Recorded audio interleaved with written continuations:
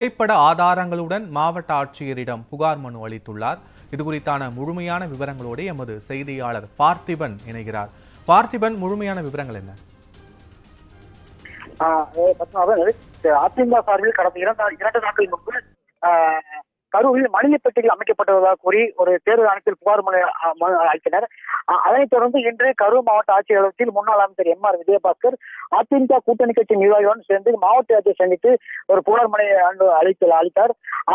அந்த மனு, அதாவது எம்.ஆர். விஜயபாஸ்கர் தொடர்ந்து செய்தியாளர் சந்திக்கும் போது கரூரில் சுமார் 100 இடங்களில் திமுக சார்பில் ஆடு மாடுகளை அடிப்பது போல மனிதர்களை அடிப்பதற்கு பட்டியல் தயார் நிலையில் உள்ளது என்றும், கரூர் தொகுதியில் 48 இடங்களில் போடப்பட்டுள்ள பட்டியல் புகைப்படங்களை ஆதாரங்களை மாவட்ட ஆட்சியர் அளித்துள்ளதாகவும், பொதுமக்களின் போட்டோ, ஆதார் கார்டு வாங்கி அவர்களை உள்ளே உட்கார வைப்பதற்கும் ஏற்பாடு செய்து வருவதாக கூறினார்.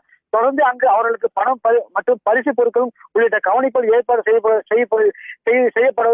செய்துள்ளனர் என்றும் கூறினார். தொடர்ந்து கரூர் மாவட்டத்தில் அனைத்து அதிகாரிகளும் திமுகவின் ஆதரவாக செயல்படுவதாகவும், அதிகாரிகளை மாற்றம் செய்ய வேண்டும் என்று தொடர்ந்து மாற்றம் செய்ய வேண்டும் அது வலியுறுத்தினார். தமிழகத்தில் உள்ள 234 தொகுதியில் கரூர் மாவட்டத்தில் 4 தொகுதிகள் மட்டும் தனி சட்டம் உள்ளதாக குறிப்பிட்டு கரூர் தொகுதிக்கு மட்டும் சிறப்பு சட்டமாக உள்ளது என்று கூறிய அவர், 1 லட்சம் பேருக்கு தேவையானவற்றை செய்து கொடுத்து பொதுமக்களுக்கு அவர்களுக்கு தேவையான வாங்கி ஓட்டு வங்கி வெற்றி பெற செய்தார் நினைக்கிறார் கூறிய அவர், ஆர்கே நகர், ஈரோடு போல கரூரிலும் தேர்தலை சந்திக்க உள்ளார் என்று கூறிய அவர், இந்த மாதிரி அமைக்கப்பட்டுள்ள பட்டியலுக்கு எந்தவித அனுமதி வாங்குவது என்றும், கோயில் இனாம் நிலையம் செட்டு போட்டுள்ளனர் என்றும், ஆனால் தொடர்ந்து இனாம் நிலங்களை கோயில் குடியிருக்கும் அப்பாவி மக்களை விரட்டி எடுக்கிறார் என்று கூறிய மாவட்ட ஆட்சியரும் புகார் அளித்துள்ளதாக கூறினார்.